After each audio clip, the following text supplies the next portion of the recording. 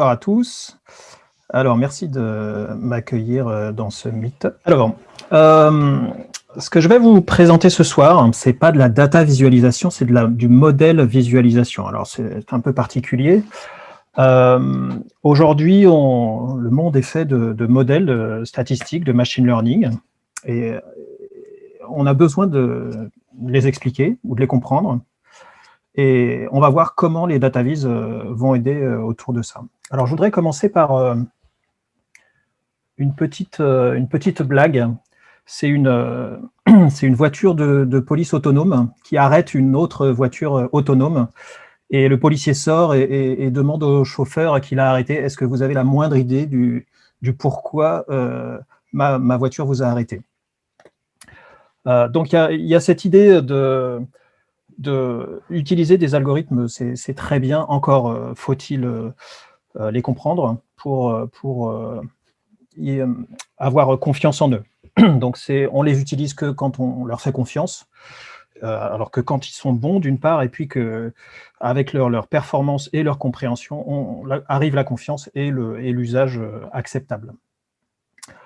Alors, on pourrait aller plus loin que la question de la voiture autonome, parce que si vous êtes là ce soir, c'est parce qu'un algorithme vous a amené ici, puisque Meetup a fait une recherche de vos centres d'intérêt et vous a invité à ce Meetup, vous a proposé ce Meetup.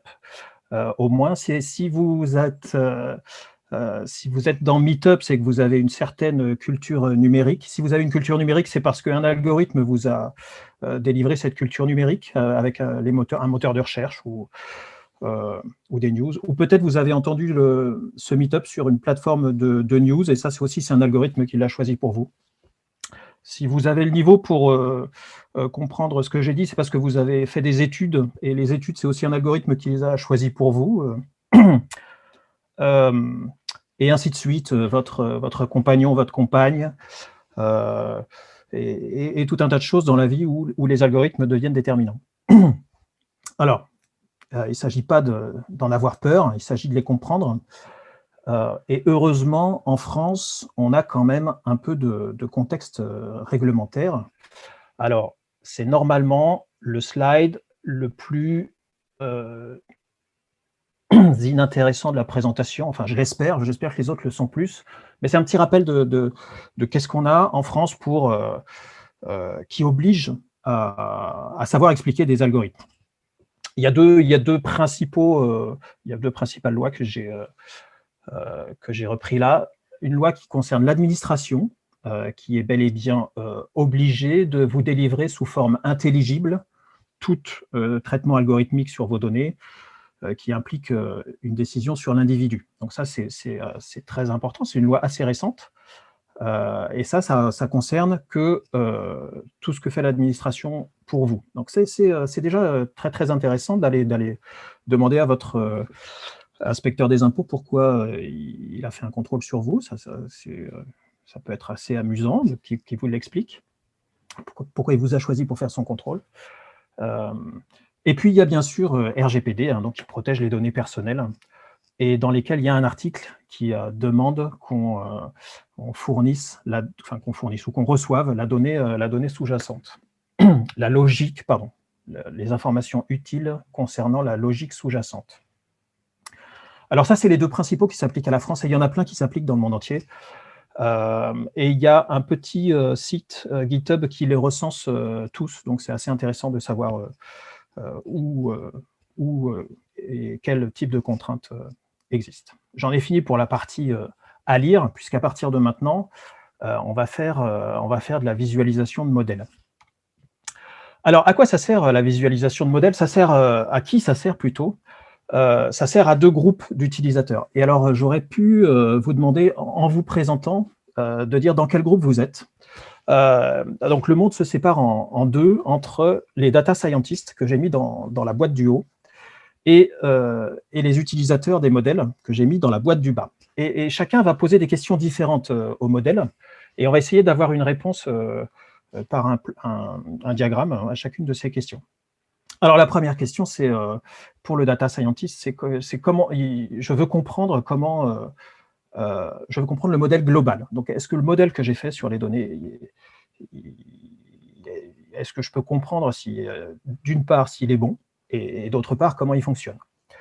En tant qu'utilisateur, on ne va pas du tout demander une vue globale du modèle, on s'en moque, on veut la vue sur notre prédiction. Donc, est-ce que, pourquoi, la prédiction, en l'occurrence, c'est pourquoi mon banquier m'a refusé un prêt, pourquoi j'ai tel niveau de prix chez mon assureur, pourquoi est-ce que cet appartement a la bonne valeur sur le marché, etc. Et quand on descend un petit peu pour comprendre la prédiction qui nous concerne, c'est comment chaque variable affecte la prédiction. Donc, est-ce que si je change, je ne sais pas, pour mon banquier, est-ce que si je change mon revenu, est-ce que ce sera mieux pour obtenir le prêt? Ça semble à peu près évident, là, de ce côté-là. Ou est-ce que j'ai d'autres leviers à changer pour arriver à une autre prédiction, donc un oui pour mon prêt ou un meilleur taux pour mon prêt, et comprendre est-ce que ça va changer beaucoup, donc comprendre combien la variable affecte la prédiction. Alors on peut raffiner ces questions pour arriver à quelque chose de plus fin. Donc pour comprendre le modèle, comment fonctionne le modèle face à une variable continue, donc quelque chose de linéaire, ou face à une variable catégorielle, en fonction du jour de la semaine, par exemple. Ou toutes les variables confondues. Comment le modèle s'adapte à l'ensemble des variables.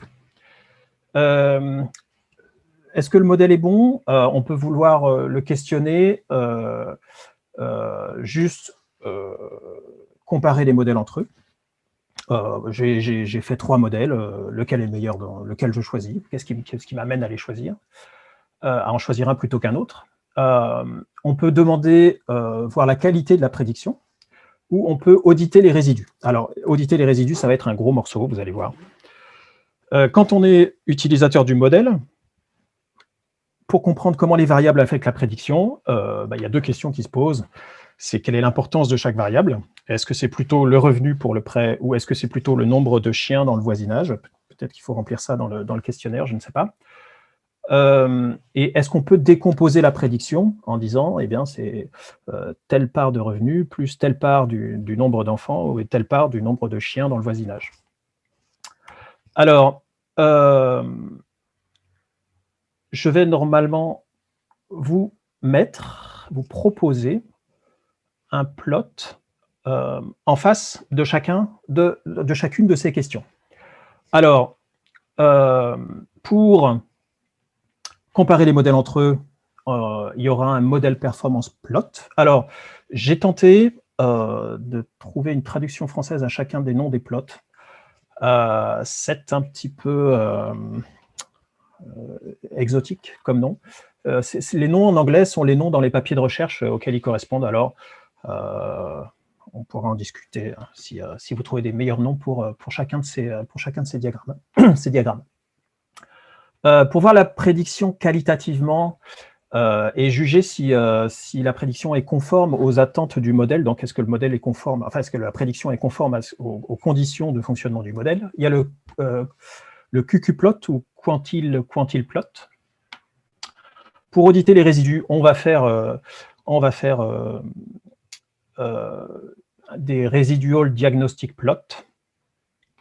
Pour voir toutes les variables confondues, on va avoir des plots de variable importance.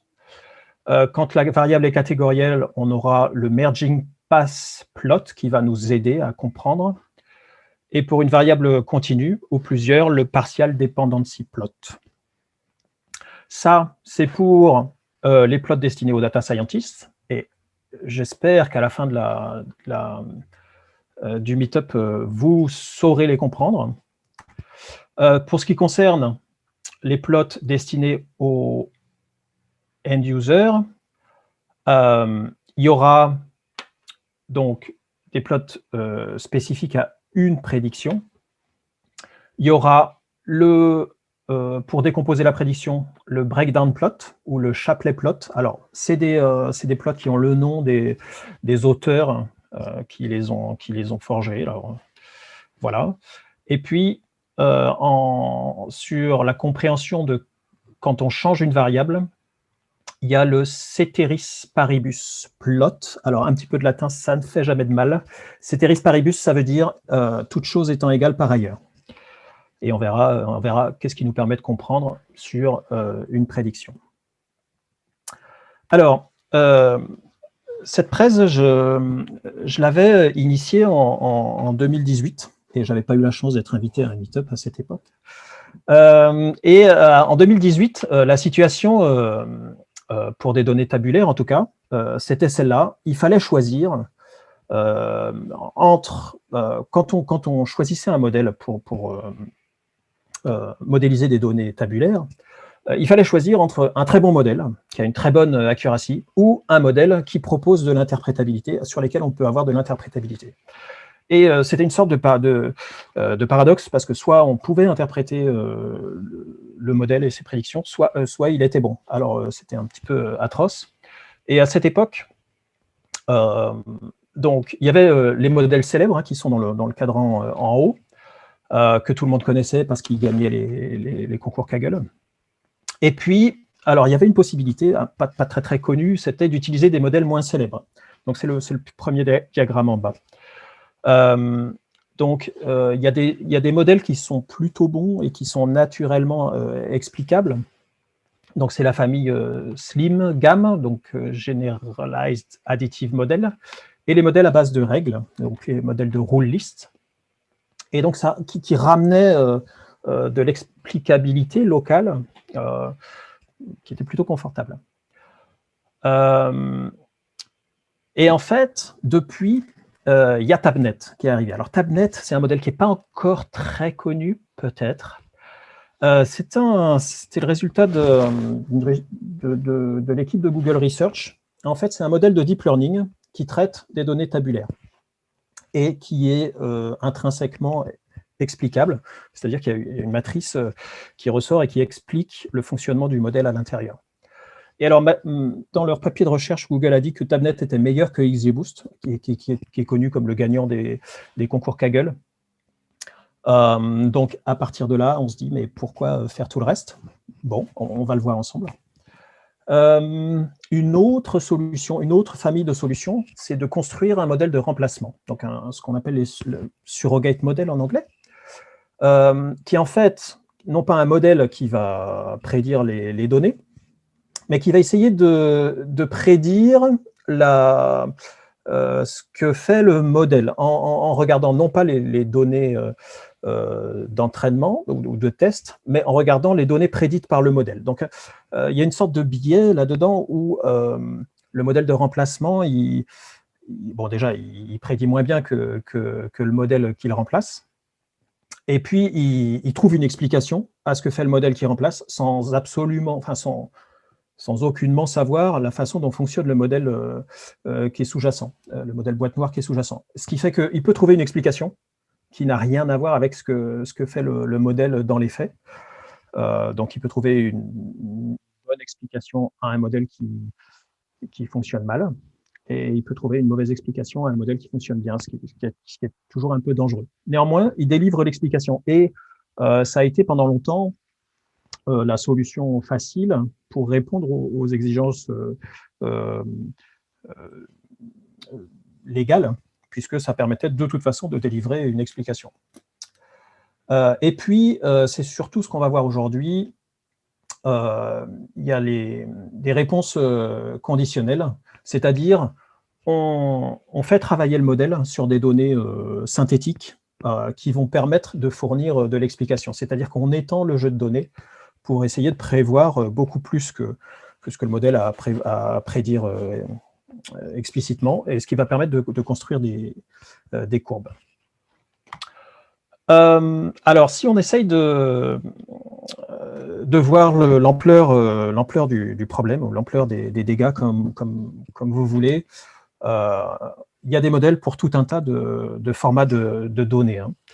Il y a des données tabulaires et on va se contenter de ça aujourd'hui et vous verrez que c'est déjà bien assez dense pour faire soit de la classification, soit de la régression linéaire. Alors, les données tabulaires, hein, c'est typiquement le tableau Excel, hein, ni plus ni moins, où on met une observation par ligne et une colonne par variable qui va permettre de faire une prédiction.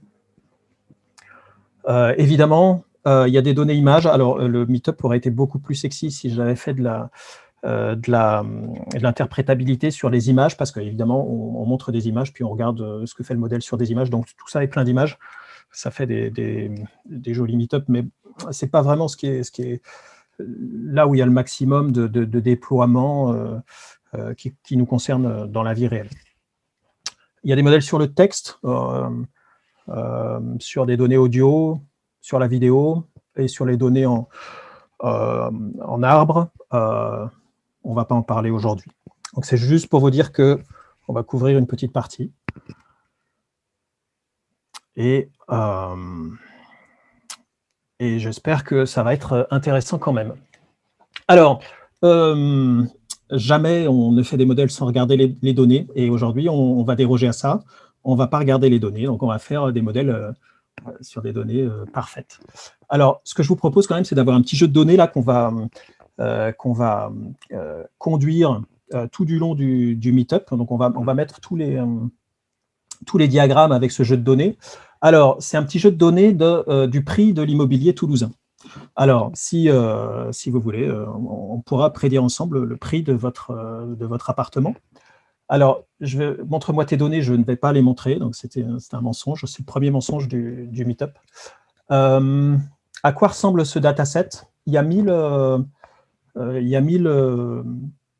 entrées qui donnent un prix au mètre carré avec 5 variables, l'année de construction, la surface de l'appartement, l'étage, le nombre de chambres et le quartier.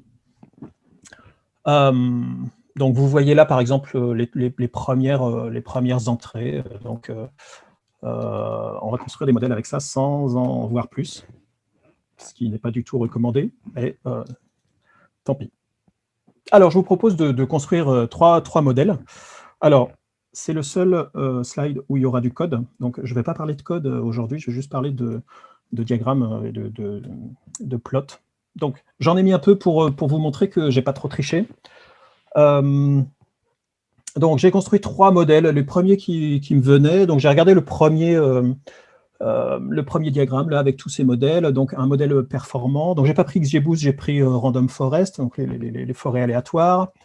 Voilà, donc je crée le modèle, je prédis sur le dataset de test, et puis je mesure sur le dataset de test l'erreur moyenne quadratique en français, et je tombe sur 286. Donc, je suis là. Donc, je fais une erreur, en gros, avec ce modèle de prédiction de 280 € à chaque fois que je prédis un prix au mètre carré des appartements toulousains. Et là, je me dis, c'est pas mal quand même, parce que là, sur des prix entre 2000 et 5000 €, 6000 €, je me trompe que de 300 €, c'est plutôt bien. Random Forest, très bonne presse. Je vais construire aussi un modèle linéaire, parce que le modèle linéaire, ce qui est bien, c'est que on connaît les paramètres, hein, il me dira c'est 3 fois le nombre d'étages, moins 7 fois la surface, plus 2 fois l'année de construction. Donc le modèle linéaire à ne jamais négliger. Donc je fais la même chose et j'obtiens une erreur de 283 € en moyenne quadratique. Donc on a 2 modèles qui sont à peu près identiques. Il y a un modèle explicatif naturel, c'est ces fameux modèles un peu rares dont je vous parlais. C'est RuleFit. Donc je l'entraîne aussi et j'obtiens une erreur de 274. Donc en fait, j'ai 3 modèles qui sont à peu près, voire réellement, au même niveau d'erreur. Le jeu de test, il y a 9000 échantillons, donc il y a plus dans le test que dans l'entraînement. Mais j'ai 3 modèles qui me fournissent la même erreur. Donc la première question du data scientist est Si vous vous en souvenez, c'est les premières questions qu'on pose, c'est est-ce qu'on peut comparer les modèles? Alors le premier plot de comparaison des modèles, c'est un plot qui va plaire beaucoup à Christophe Bontemps, qui a fait un excellent meet-up sur pourquoi ne jamais utiliser ou comment ne jamais utiliser les radar plots. Et bien là, voilà, c'est un radar plot qui compare les modèles. Alors, qu'est-ce qu'il va nous donner? Il va nous donner dans 4 directions par défaut, mais on peut en ajouter d'autres. Les mesures de qualité du modèle, donc le MSE, Mean Square Error, le MAE, la Mean Absolute Error, et tout un tas d'erreurs comme ça, et va les comparer entre eux. Ce qui permet de voir, là par exemple, que mes modèles qui avaient la même erreur numérique, quand j'interrogeais numériquement ces erreurs, eh bien je le retrouve un petit peu dans ce radar plot. Ici, ils sont vraiment au même niveau. On en a un qui est un peu supérieur, c'est RuleFit. Donc ça permet assez vite de choisir un modèle qui dépasse les autres. Mais globalement, ils sont vraiment tous identiques. C'est le premier plot que je vous propose. Il est intéressant parce que il utilise l'inversion, enfin, il normalise et il inverse les mesures qui doivent être tantôt plus petites pour que le modèle soit meilleur ou tantôt plus hautes pour que le modèle soit meilleur. Donc, ça permet de ne pas réfléchir et de voir visuellement quel modèle est meilleur. Mais là, on va dire qu'ils sont tous les 3 pareils. Deuxième plot que je vous propose pour comparer les modèles, c'est la boîte à moustaches des résidus. Alors, c'est un plot assez classique qui montre l'étendue des résidus dans la mesure où ils sont normaux, enfin, ils obéissent à une loi normale, et qui montre donc la médiane et les quartiles intermédiaires, et qui affiche aussi la valeur moyenne des résidus. Et comme vous l'avez vu, la valeur moyenne, elle est identique sur des résidus qui se dispersent vraiment différemment entre le modèle linéaire, le modèle Random Forest et le modèle RuleFit. Alors, jusqu'à maintenant, ils étaient tous pareils, même si on regardait beaucoup de mesures. Et là, on commence à les distinguer entre eux avec un modèle linéaire qui a des résidus compacts et légèrement supérieurs aux 2 autres. Mais les 2 autres, ils ont des résidus très importants pour certains, pour le premier quartile. Donc, ça soulève des questions. Donc là, on en apprend pas beaucoup sur les modèles, mais on sait qu'on va vouloir se diriger vers une famille ou une autre pour avoir des résidus compacts ou pas. Ça répond pas vraiment à beaucoup de questions, néanmoins ça dirige sur qu'est-ce qu'il faut regarder pour chacun des modèles. Et qu'est-ce qu'on va regarder plus précisément? C'est le diagnostic des résidus. Donc c'est la deuxième famille de plots que je vous propose. Alors pour diagnostiquer les résidus, c'est un gros travail chez les data scientists, surtout à jamais négliger. Et voilà par exemple, donc là c'est juste un scatter plot des résidus, un nuage de points. Les librairies, elles vont permettre, par exemple, quand elles sont bien faites sur l'affichage du nuage de points, de mettre en évidence, comme vous le voyez ici sur les résidus de Random Forest, hop, j'aurais pas dû faire ça, d'identifier les éléments du jeu de test qui ont les plus hauts résidus. Donc là, je peux m'intéresser à regarder cet élément 4166 pour voir qu'est-ce qu'il a de précis pour aboutir à un si mauvais résultat avec l'algorithme Random Forest. Et puis,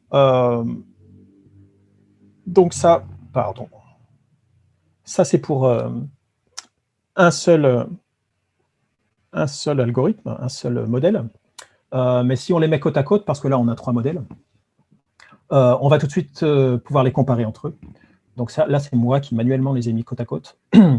Et on voit par exemple que le modèle linéaire qui se trouve ici, j'ai dû couper la légende qui est là, il a des résidus tout à fait étonnants, répartis en 2 groupes, et ce qui montre que le modèle n'a pas réussi à capturer une certaine structure dans les données. Les résidus du modèle RuleFit, eh ben, ils ont ce format très particulier puisque au bout de chacune des règles qui séparent le jeu de données, eh ben, il y a une valeur prédite. Donc, pour tous les points qui tombent dans la règle, la valeur, elle évolue en fonction de... Enfin, elle reste constante, d'où ces formats de lignes. Pour auditer les résidus, on a aussi un deuxième type de nuage de points de diagnostic. C'est le Scale Location Plot. Alors, c'est un peu... il est un peu plus technique que le précédent. Il regarde la variance des résidus tout au long de la courbe. Alors, il va permettre juste de valider des hypothèses qui sont nécessaires à certains algorithmes, typiquement les algorithmes linéaires, où il ne faut pas que la variance évolue sur tout le jeu de données, la variance des résidus, parce que c'est une hypothèse forte du modèle.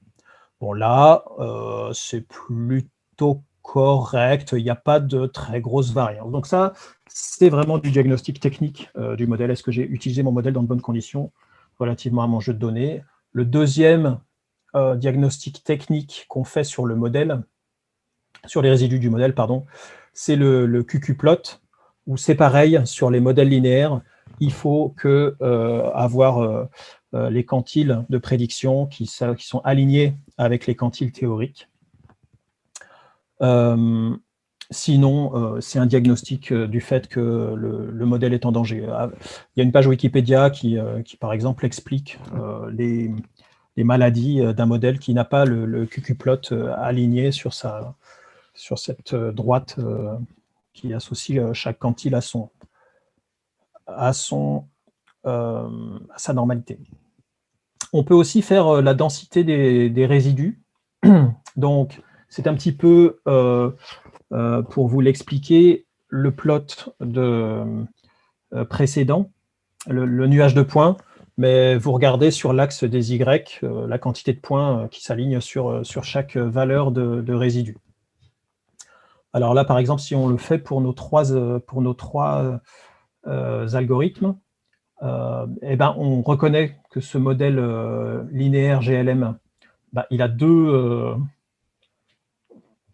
deux endroits où il y a de la densité, puis en dehors de ça, il n'a pas de résidus, donc les prédictions sont bonnes. Enfin, les prédictions sont systématiquement fausses, soit de moins 300 quelque chose, soit de plus 400 quelque chose. Les deux autres modèles, eux, étalent leurs résidus sur des bien plus grandes valeurs, et ça nous rappelle la boîte à moustaches qu'on avait vue la première fois, donc l'amplitude des résidus est bien plus étalée.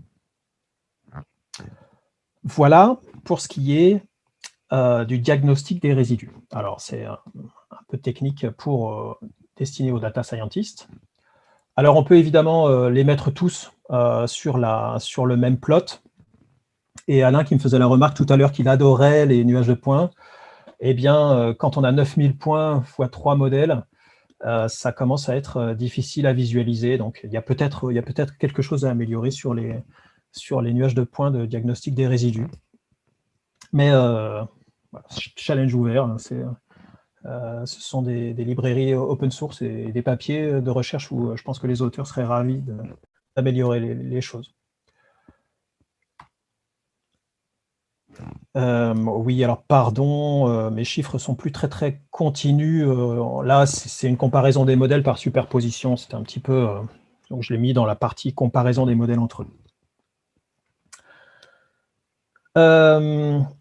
Une chose un peu plus avancée sur la comparaison des modèles, c'est faire des corrélations entre les modèles. Alors, ça commence à devenir un peu compliqué. Je vous ai dit qu'on avait laissé de côté l'étude des données elles-mêmes. On étudie vraiment que les modèles. la première chose à faire, c'est de regarder la corrélation entre les différentes variables qui vont permettre de construire le modèle. Mais ça, on suppose que ça a déjà été fait. Là, c'est bien la corrélation entre les modèles qu'on regarde. Donc, c'est la corrélation entre les prédictions du modèle et pas les valeurs réelles. Et là, on va voir que les prédictions entre les modèles sont plutôt bien corrélées. On a un diagramme de densité entre les deux, et puis la prédiction, la corrélation, alors, entre chaque modèle et les valeurs à prévoir, et puis des modèles entre eux, donc par exemple la corrélation entre le modèle linéaire et le modèle random forest, qui est de 0,92, 93. Donc ça donne une indication. Il y a un autre plot de corrélation qui est la corrélation des résidus. Alors, ça peut paraître un peu exotique de regarder si les résidus sont corrélés entre un modèle et un autre, sauf que ça va être très utile pour le data scientist, pour l'étape d'après qu'on ne fera pas ensemble, qui est de mettre les modèles ensemble, enfin de faire un modèle ensembliste, parce qu'on fait un modèle ensembliste pour des modèles qui capturent des choses différemment parmi les données, et plus ils sont décorrélés, un petit peu comme ces deux-là, Random Forest et GLM, le modèle linéaire, plus on a envie de les assembler pour avoir une chance qu'ils capturent chacun leur bonne chose dans les données. Après avoir fait du diagnostic de modèle, on va essayer de comprendre le modèle globalement. Donc, savoir si ce qu'il a capturé dans les données est réel. Parce que sur les variables que vous avez là, on a notre propre interprétation humaine et on sait que, je vous le citais tout à l'heure, le nombre de chiens du voisinage n'a pas d'importance sur le prix du mètre carré, même si là, le nombre de chiens n'est pas présent dans le dataset. Alors, la première chose qu'on fait, c'est regarder l'importance des variables. Donc là, certains modèles le proposent intrinsèquement, l'importance des variables, et c'est une partie de l'explicabilité qu'ils fournissent gratuitement. C'est le cas de Random Forest. Donc Random Forest a, dans sa construction, peut sortir une importance des variables. Là, je l'ai obtenu non pas en interrogeant le modèle lui-même, mais en injectant des données par permutation des valeurs des données, parce qu'on ne peut pas inventer n'importe quelle donnée, parce qu'il y a des données qui n'existeraient pas et qui seraient pas correctes. Donc, la technique là, c'est de permuter des valeurs de données, donc de rendre, en permutant des valeurs, en restant dans un espace à peu près cohérent, et de mesurer pour chaque donnée permutée la perte d'accuracy du modèle. Alors là, on mesure la perte en erreur quadratique. Et là, par exemple, typiquement, si on enlève pour le modèle linéaire la variable quartier en mettant n'importe quoi à la place, n'importe quoi étant d'autres valeurs de quartier pour le même reste, pour le reste des prédicteurs, eh bien, on va perdre 700 €, 750 €, plus ou moins quelques-uns, de qualité sur le modèle, et ainsi de suite. Donc, en mesurant ce que fait perdre chaque variable du modèle, on en déduit l'importance de la variable. Donc ici, notre modèle linéaire, il considère que c'est le quartier qui donne le plus de valeur à la prédiction. La surface a une importance moitié moindre, etc. Chambre, année de construction et prix au mètre carré. Alors, prix au mètre carré, c'est pour donner la valeur à 0. Évidemment, ça ne sert pas à la prédiction, puisque c'est la variable à prédire. Quand on passe au modèle Random Forest, on a une toute autre valeur prédit. La surface est toujours moitié moindre du quartier. L'étage est à peu près comparable. En revanche, l'année de construction et le nombre de chambres, prennent de l'importance qu'ils n'avaient pas sur le modèle linéaire, et de même sur le modèle rule-fit. Alors, moi j'ai mis côte à côte les 3 graphes. En réalité, souvent les librairies permettent de donner une liste de modèles et de mettre côte à côte les 3 graphes, donc pour avoir une comparaison visuelle directe. Et là, du coup, on voit que le quartier dans le modèle linéaire est plus important que l'importance plus grand que l'importance du quartier dans le modèle random forest. Donc on a une comparaison visuelle directe. Donc en général, l'importance des variables, c'est le minimum qu'on fait sur un modèle. Ça permet de se rendre compte que le modèle n'a pas considéré une variable qu'on sait inutile de manière complètement surdimensionnée. La deuxième chose, c'est la dépendance du modèle à une variable. Donc, comment le modèle s'adapte à une valeur de variable. Alors, il y a 2 cas. Il y a le cas des variables continues, où on va pouvoir dessiner une courbe le long de l'axe. Donc, par exemple, ici, je vous montre. Alors, c'est le partial dependency plot. Il est toujours bon de nommer les plots que j'ai appelés diagrammes de dépendance partielle. Donc, ce qui va montrer, c'est la valeur moyenne du modèle sur toutes les prédictions quand on fait varier l'année de construction. Donc, on a un modèle linéaire qui est linéaire, donc il a trouvé une droite d'approximation de la valeur du mètre carré en fonction de l'année. On a un modèle random forest qui a ce comportement pas tout à fait linéaire, donc évidemment, random forest, c'est un modèle en arbre de décision, donc il est non linéaire et c'est pour ça qu'on l'utilise. Donc lui, il a pris ses choix quand on fait varier l'année de construction. Et puis, il y a un modèle rule-fit qui a coupé le monde en différentes règles et qui a pris cette valeur en dessous de 1930, cette valeur ensuite, et puis cette valeur ici pour au-dessus de 1995 peut-être. Donc là, on comprend que les modèles se comportent vraiment différemment, en tout cas relativement à l'année de construction. Et on comprend aussi pourquoi la variable année de construction, elle était très peu utile pour le modèle linéaire. Donc, souvenez-vous, l'importance de l'année de construction dans le modèle linéaire, dans le plot des variables importance, alors qu'elle peut l'être pour les 2 autres modèles. Alors, il y a une deuxième un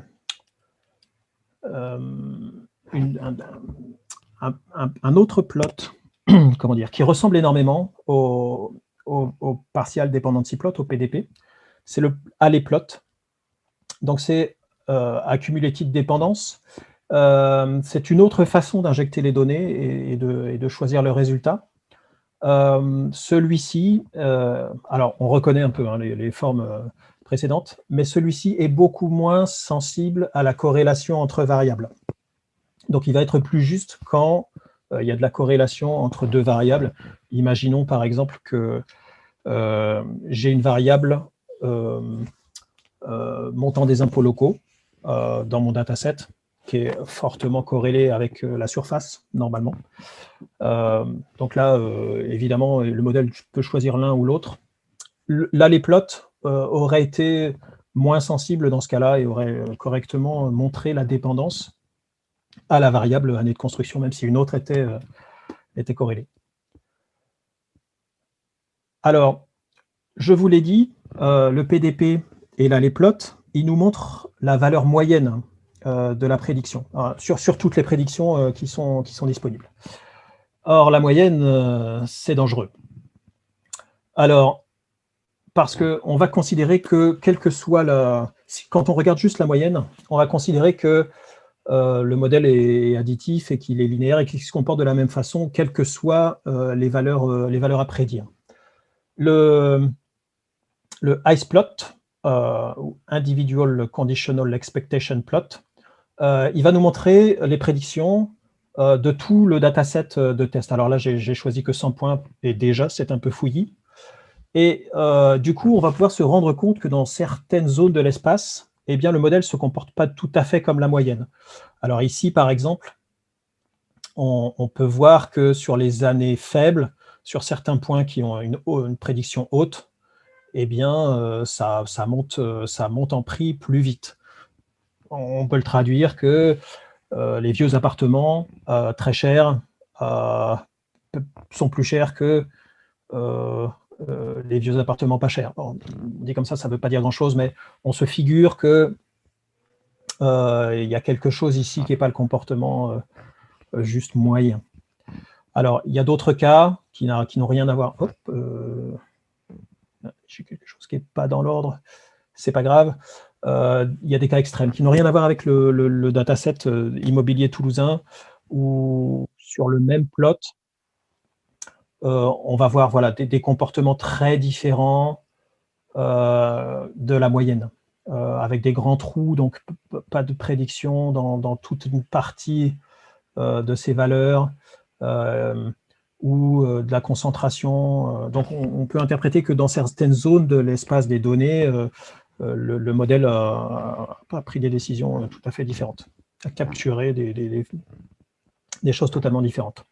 Alors, je vous l'ai dit, sur les variables continues, donc on l'a vu parce qu'on a zoomé sur le partial dependency plot sur l'année de construction, et bien sûr, on peut l'aligner sur toutes les variables continues du dataset, étage, nombre de chambres et surface, et on voit sur une échelle qui permet la comparaison, la différence de comportement des modèles les uns par rapport aux autres.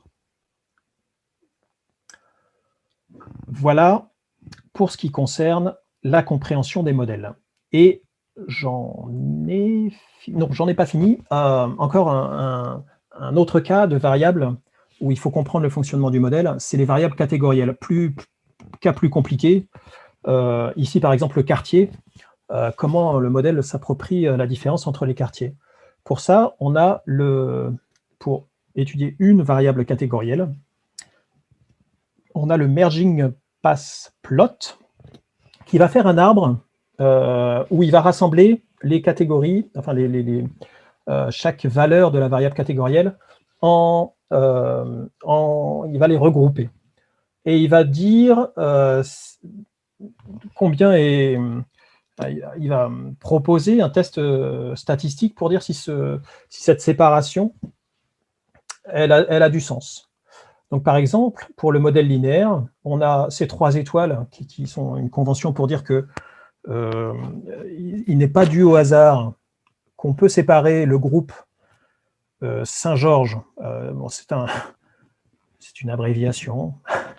C'est Saint-Georges. Vous avez vu qu'il y avait les quartiers toulousains. On peut séparer le groupe Saint-Georges, qui a une moyenne de prédiction à 5 000 € le mètre carré, d'un second groupe qui lui aussi peut se séparer en deux, et on sait que cette séparation, elle n'est pas due au hasard non plus. Un second groupe qui sont des quartiers semi-riches, et un troisième groupe qui sont des quartiers pauvres. Pauvres, en tout cas, le mètre carré est autour de 3 000 €. Random Forest, en revanche, lui, il a trouvé il permet, dans ses prédictions, de séparer, de faire 3 séparations qui ne sont pas dues au hasard, avec le groupe Capitol, qui est tout seul, mais qui est séparé des 3 autres groupes. Et ainsi de suite. Donc on voit que on comprend, grâce au merging pass plot, que chacun des modèles s'est approprié tout à fait différemment les catégories, les variables catégorielles.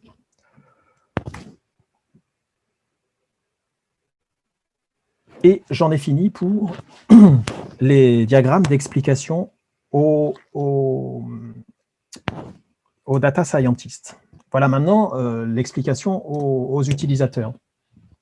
Donc, on arrête de considérer le le modèle complet, parce que ça, il n'y a pas grand monde qui le voit, on s'occupe d'une prédiction. Donc, prenons par exemple, je veux comprendre, expliquez-moi le prix de mon appartement avec chacune des variables remplies avec une valeur. Alors, la première chose qu'on peut faire, c'est le breakdown plot ou le waterfall plot. Alors, waterfall, ça désigne son format. Le breakdown, c'est le nom du papier de recherche qu'il a proposé pour expliquer des variables. Alors, quand on prend un modèle, puisque la prédiction concerne un modèle, il va donner dans une direction en rouge négative, ou dans une direction en positive en vert, la contribution de chacune des variables à la prédiction. Alors l'intercept, c'est la prédiction moyenne, elle est à 3500 € le mètre carré pour le modèle Random Forest, et comme on est au 9e étage, on a perdu 295 €. Comme on est dans le quartier Saint-Cyprien, on a gagné 260 €, etc., jusqu'à la prédiction finale, qui est ici à 3000, un peu moins de 100 €. Non, un peu plus de 3150 €. Donc on sait, on peut expliquer à l'individu qui dit mais pourquoi cet appartement est si cher? Eh bien c'est facile, on peut faire une phrase qui explique la prédiction. Alors évidemment, on peut comparer les trois modèles entre eux en mettant tous ces breakdown plots les uns à côté des autres et voir que les modèles se comportent différemment les uns des autres et qui considèrent avec un ordre différent l'importance de chaque variable pour cette prédiction. Et alors, encore une fois, ça n'a rien à voir avec l'importance des variables globales sur le modèle, parce que sur ce point spécifique à prédire, on peut être dans une zone où le modèle a considéré que c'était l'étage qui était le plus important, alors que je ne sais pas si vous vous souvenez, mais pour ce modèle en particulier, l'étage n'était pas une donnée très importante globalement sur le modèle. Une autre façon d'obtenir cette contribution de chaque variable à la prédiction, qui me concerne, c'est le Shapley plot.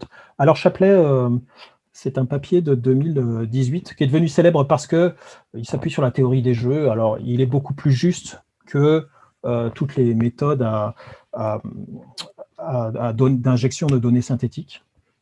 Il est plus juste. En revanche, il consomme énormément de calculs pour obtenir cette valeur, ce qui fait qu'il faut être plutôt riche en capacité de calcul pour proposer cette interprétation de la prédiction.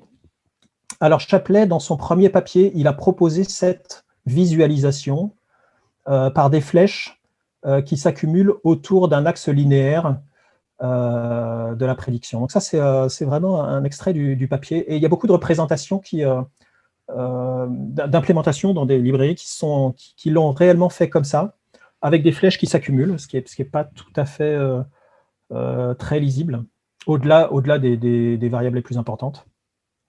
Alors on peut aussi les représenter autour d'un axe. C'est une alternative de celle qui amène le plus de contributions à celle qui en amène le moins.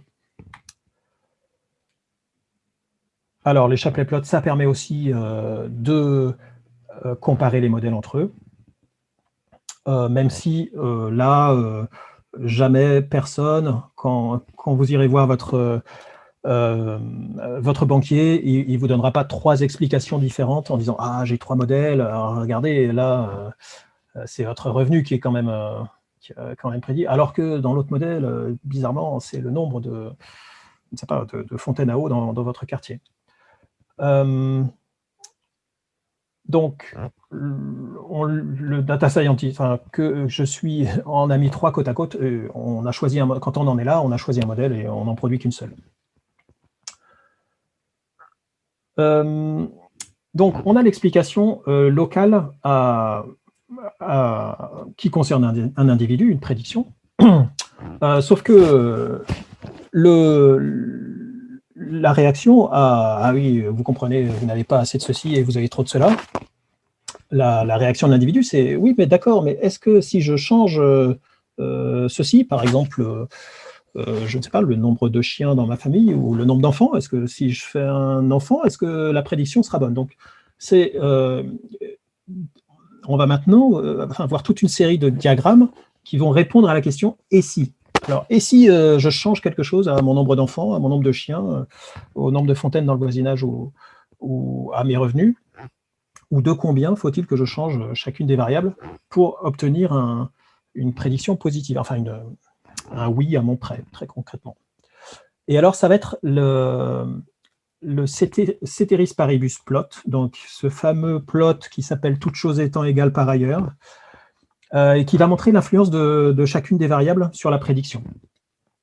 Donc là, en changeant la valeur d'une seule variable, on va voir comment évolue la prédiction. Donc on a une courbe pour le changement de chacune des variables. Pour mon prix de l'immobilier, si je change d'étage, si je passe au 10e étage, le prix au mètre carré va un petit peu diminuer. Si je descends en étage, si je redescends dans les étages, mon prix au mètre carré va augmenter, etc., etc. On voit que plus la surface est grande, moins le prix au mètre carré est important. C'est des tautologies peut-être, mais ça permet de savoir qu'est-ce qu'il faut faire pour mon appartement en particulier, pour qu'il soit moins cher, par exemple. En chercher un qui a une surface un peu plus importante et à l'étage au-dessus, par exemple.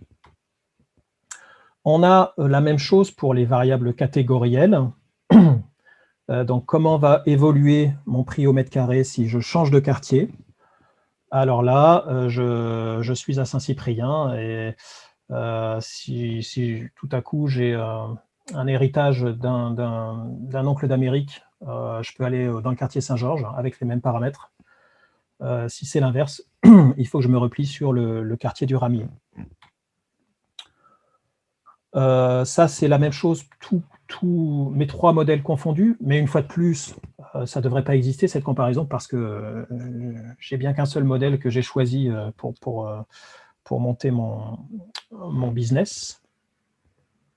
Idem pour les variables catégorielles. On peut voir que les modèles se comportent différemment.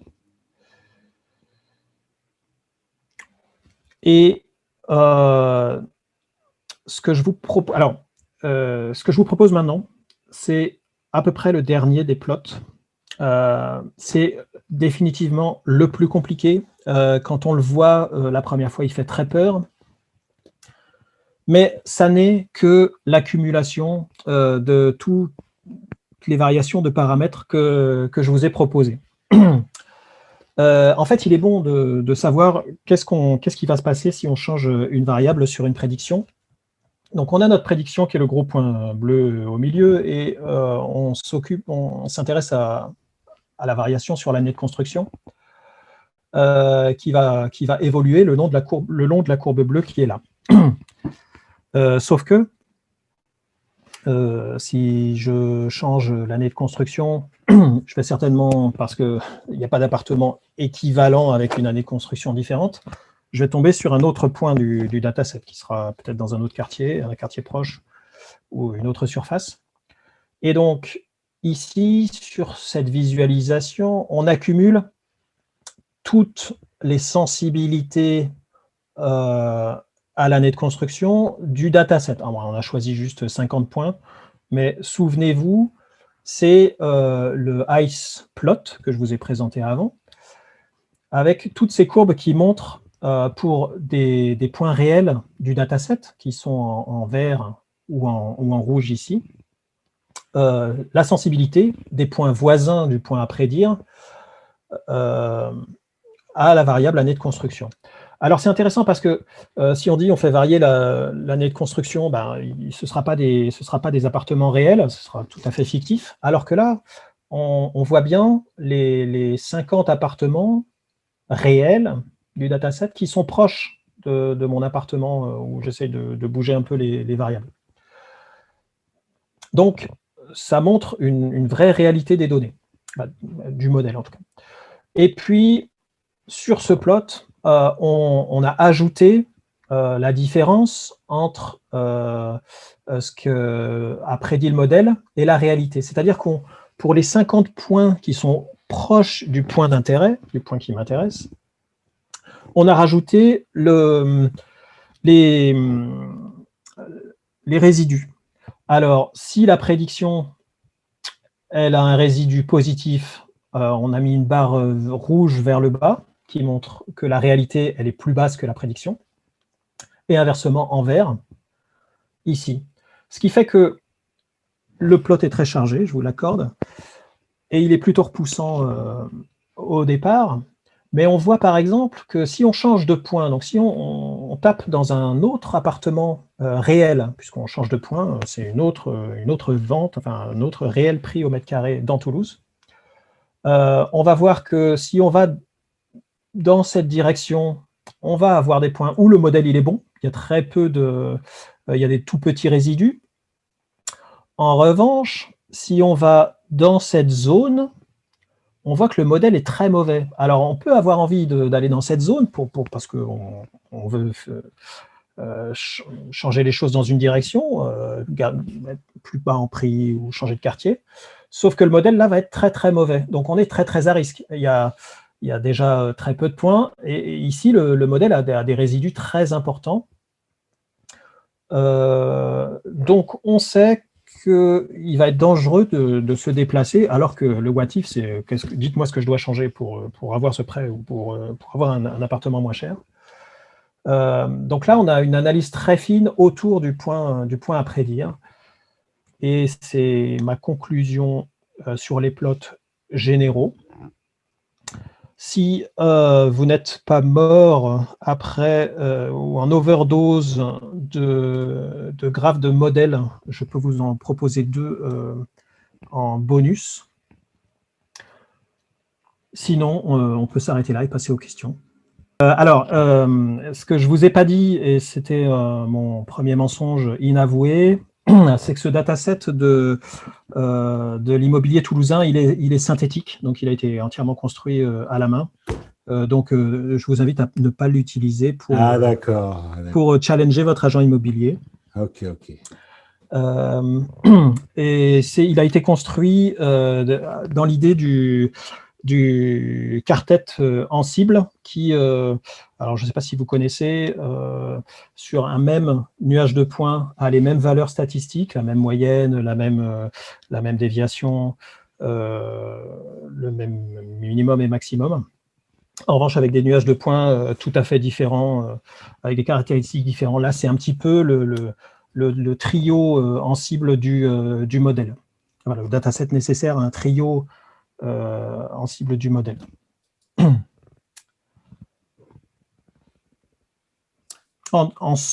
Ensemble, merci Christophe pour ensemble quartet. Merci Christophe pour cette correction. Merci beaucoup, c'est vraiment très intéressant. Merci. Mais il y a une chose, j'ai peut-être loupé, c'est quel est le meilleur modèle au final? Dans ce cas-là, j'ai pas compris comment à la fin, j'ai vu que ça se comportait différemment, mais je fais des stats, donc je peux juger un petit peu, surtout sur les GMM, mais là, je sais pas en fait lequel j'aurais dû prendre pour la deuxième partie. Ah, alors, normalement, alors je ne vais pas donner la réponse, chacun se fait son opinion. Avec tous les graphes d'interprétabilité et de compréhension du modèle, tu devrais t'être fait une idée du meilleur modèle. Et donc, il faut retourner peut-être au niveau de l'analyse des résidus. Sur les GLM, je peux, mais après, sur les autres, bon, peut-être aussi parce que je suis habitué au GLM, je peux voir quand c'est... Les autres, c'est un peu plus compliqué, et je trouve un peu compliqué de dire, c'est un peu au choix. Il devrait quand même avoir des guidelines pour pouvoir décider quand même. Enfin, je sais qu'on les a pour les GLM. Est-ce que mon modèle est correct au niveau GLM? Ça, je vois très bien. Le reste, est-ce qu'il faut que je prenne quelque chose qui m'arrange mieux? On est un peu borderline. Ouais, alors là, comme ils ont été construits pour avoir tous les mêmes valeurs d'erreur, évidemment, le choix est très difficile. Ah, d'accord. C'est peut-être ça aussi. Eh oui, c'est piégeux. Mais normalement, au travers de tous les graphes présentés, de tous les diagrammes présentés, tu devrais t'être fait une idée que dans ce dataset, alors quelques éléments de réponse, mais on peut choisir pour d'autres raisons. Il y a un gros effet non linéaire de l'année de construction. Tu peux le deviner par tous les diagrammes qui étaient très focalisés sur l'année de construction. Et cette non-linéarité, il n'y a que Random Forest et Rulefit qui l'ont capturé. GLM, il s'est mis à plat et il savait qu'il ne pouvait pas faire mieux. J'ai vu la remarque de Christophe Bontemps à propos des plots très denses en scatter plot. Pourquoi pas activer la transparence? Alors, effectivement, soit la transparence, soit alors, comment s'appelle ce plot qui est mixte entre une heatmap hexagonale, et là vous allez m'aider, entre une heatmap hexagonale pour les zones denses, des diagrammes des nuages de points, et puis les points individuels pour continuer à identifier les outliers, enfin les points qui ne sont pas dans le gros groupe. En fait, le biais de visualisation, si on met de la transparence, c'est que là, on cherche à avoir un focus avancé sur les outliers parce qu'ils sont très importants. Est-ce qu'ils viennent d'une donnée erronée, est-ce qu'une saleté dans le dataset, ou est-ce que vraiment il faut les traiter parce que c'est quelque chose d'important que le modèle n'a pas capturé? Donc, si on met de la transparence, on va perdre ces outliers qui sont d'importance. Mais ce n'est pas une réponse absolue. Et la deuxième solution, d'avoir un plot de densité sur la partie dense du diagramme, ça interdirait de superposer les trois différents plots des trois différents modèles pour pouvoir les comparer. Alors, effectivement, ça pourrait être un choix qu'on configure. Et j'en profite. Dans le chat, je vois aussi une question sur les méthodes prometteuses qui pointent vers l'explicabilité, l'interprétabilité des modèles à réseau de neurones. Oui, eh bien, c'est les deux slides que j'ai évités. Alors, TabNet, le fameux réseau de neurones de Google Research, qui propose une interprétabilité exprès. Alors, il y a une implémentation de TabNet en R qui met le focus sur la visualisation de l'interprétabilité. Et voilà, par exemple, ce que ça donne. Donc, ce qui renvoie comme graphe, c'est vraiment, pour chacune des prédictions, l'importance des variables avec une heatmap de couleur. Donc là, on a bien 9000 points à prédire sur tout le dataset de test, et il va colorer, il va mettre une intensité colorée sur la variable choisie pour chacun des points. Donc, on a en même temps la globalité du dataset et l'importance de chaque variable à chaque point du dataset. Donc là, on reconnaît ici que le quartier est le plus important parce que visuellement, il y a plus de jaune. Puis ensuite vient le nombre de chambres, etc. En plus, on peut avoir cette carte pour chacun des blocs de deep learning. Donc oui, ça existe. Pour les questions, je vous mets en référence la liste des librairies disponibles et utilisées, soit en R, soit en Python, pour fabriquer tous les graphes qui sont dans la présentation. Et vous avez aussi un repo GitHub avec le code qui a permis de faire tous les graphes de cette présentation et la présentation elle-même, et je vais vous la mettre dans le... Mais Christophe, tu l'as fait uniquement pour ce meet-up ou c'était pourquoi ça ne correspond pas à ton métier, quoi? Je veux dire, l'immobilier toulousain, ce n'est pas ton job. Si, bonne question. Alors si... Non, pas l'immobilier. Non, le dataset, définitivement, il est factice. Il est neutre et il parle à tout le monde puisque on habite tous on habite pour la plupart, je ne sais pas si les gens l'ont mis dans la présentation, un logement toulousain. Mais en revanche, dans mon métier, je ne travaille pas du tout sur des données qui relèvent de prédictions à l'individu. Néanmoins, quand on fait un modèle, Si je peux vous donner un exemple, on a fait un modèle de prédiction de l'eau potable à embarquer à bord d'un vol commercial pour ne pas en transporter plus que ce que vont consommer les passagers en eau potable pendant le vol.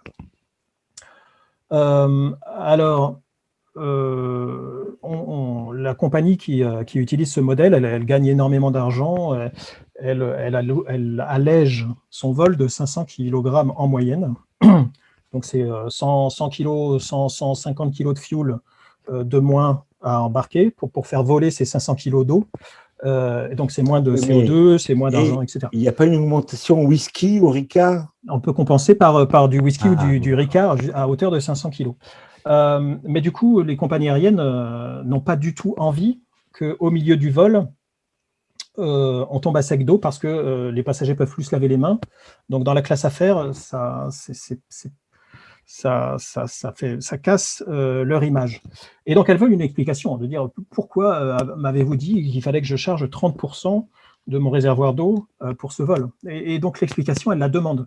Et elles n'ont pas confiance dans le modèle tant qu'elles n'ont pas eu une explication. Donc oui, on en produit pour les modèles qu'on met en production, même si la question, elle ne vient pas de question d'individu. Chap H en Python, eh bien, très bien, je l'ajouterai. Merci Jérôme pour cette mention. Est-ce qu'on a des approches? Est-ce que j'ai des approches applicables aux données non structurées?